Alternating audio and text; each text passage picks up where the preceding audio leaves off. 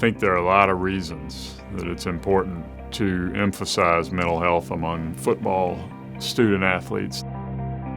We forget these guys are kids. You know, they get there, they're 17 and 18 years old. I think all of us understand now, because of this epidemic of mental illness, that we've got to get to these guys and to the women and tell them it's okay to reach out. It's okay to tell somebody you're struggling.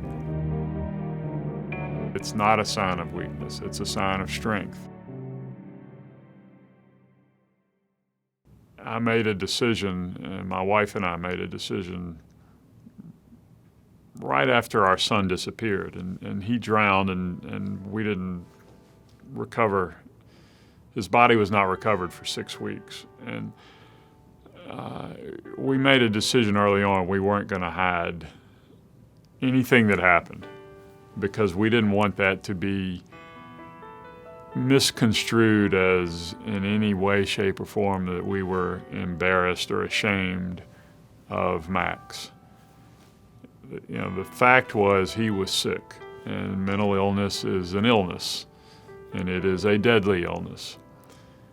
One thing you learn in this community that no one wants to join is that there is a bond among parents. So when Tyler Helinski died, I knew my editors were going to come to me to write about him.